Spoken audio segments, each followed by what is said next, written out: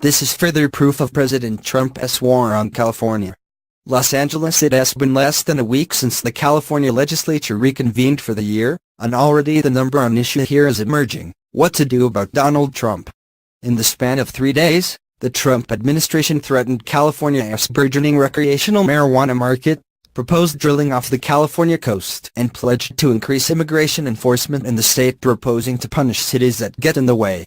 That came on the heels of his signing a tax bill that hit California harder than most other states.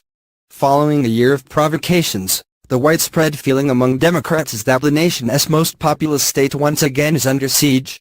This is further proof of President Trump's war on California, Senate President Pro Tem Kevin León said. Trump, the first president since Dwight Eisenhower who failed to visit the state in his first calendar year in office, and California's ruling Democrats have feuded since the 2016 election and remained at each other's throats all last year. But hostilities in recent days suggest the intensity of their conflict may have no ceiling. On Tuesday, one day before the legislature reconvened, Immigration and Customs Enforcement Acting Director Thomas Homan ripped into California for its recently enacted sanctuary state legislation, telling Fox News that California Democrats are putting politics ahead of public safety and that ICE will significantly increase its enforcement presence in California. California better hold on tight, Homan said. They're about to see a lot more special agents, a lot more deportation officers in the state of California.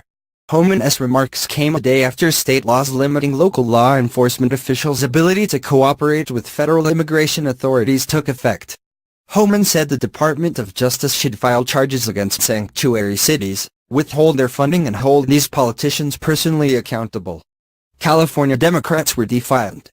Darrell Steinberg, a former state Senate leader and the current mayor of Sacramento, made national headlines when he told the Sacramento Bee, "They certainly know where to find me."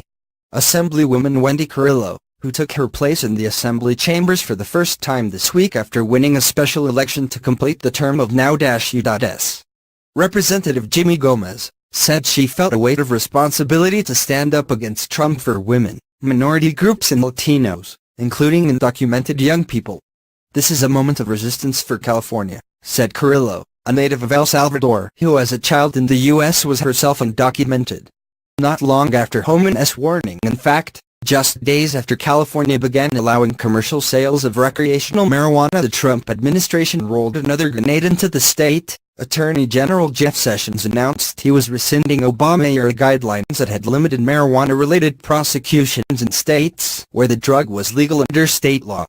Justice Department officials said they were unaware of any connection between the timing of Sessions' announcement and California's shift in law opening up what is expected to be the largest marijuana market in the United States, but state officials were incredulous. León told Politico he is consulting with former Attorney General Eric Holder about how to respond to Sessions, researching ways that we can uphold the Constitution and the will of the people of California against an overreaching federal government that is meddling in our state's ability to govern as we see fit. California lawmakers have responded to the rising tensions by issuing their own broadsides and opening the 2018 session by introducing measures to preserve net neutrality rules in California and to undercut one of Trump's main achievements, a federal tax bill that includes provisions damaging to many taxpayers in high-tax states. In an effort to blunt the effects of the tax overhaul, León on Thursday introduced legislation that would give California taxpayers an end-run-around limits on state income tax deductions. The measure, dubbed the Protect California Taxpayers Act, would let California taxpayers make charitable donations to a state government fund, the California Excellence Fund, in exchange for a dollar-for-dollar tax credit. The contributions taxpayers make can be deducted on their federal tax returns, bypassing the new limit on state and local income tax deductions and thumbing their noses at Republican-held Washington. The GOP tax scam offers corporations and hedge fund managers massive tax breaks and expects California taxpayers and other blue states to pick up the cost of that windfall from the super-rich, said León, who is challenging Senator Dianne Feinstein in the Democratic primary. California is already a huge donor state, meaning we send far more money to Washington than we get in return. So we don't plan on bankrolling this trillion-dollar tax giveaway as well. The animosity toward Trump isn't a new phenomenon. California feuded constantly last year with the new president. Lawmakers passed measures to guard against the president's environmental and immigration policies and formally called on Congress to censure him. Trump, who was trounced by Hillary Clinton in California contributing to his loss of the national popular vote, did not seek to ease tensions, either. The state, he said last year, is in many ways out of control. But the new flashpoints all but ensure the relationship will remain poisoned, and California will continue to be the locus of the anti-Trump resistance.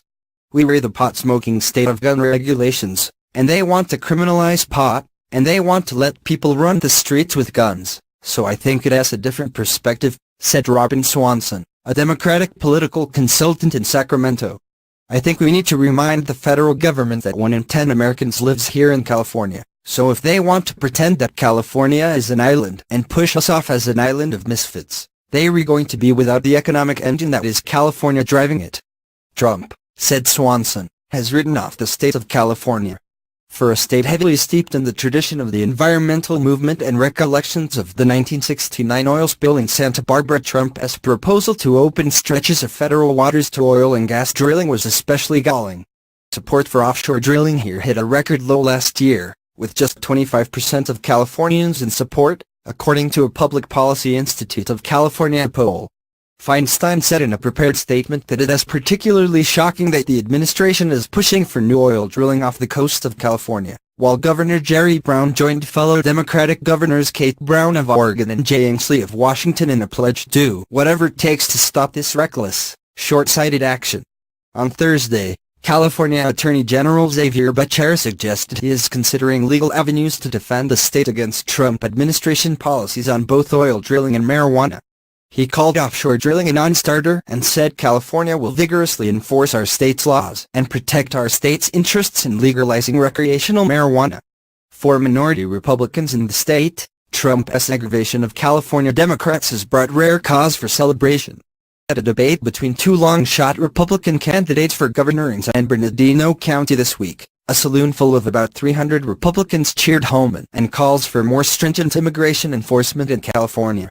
Following the end of Senate business Thursday, Andy Videk, a Republican state senator from the Central Valley, said of Trump's policies that the president is pro-United States of America.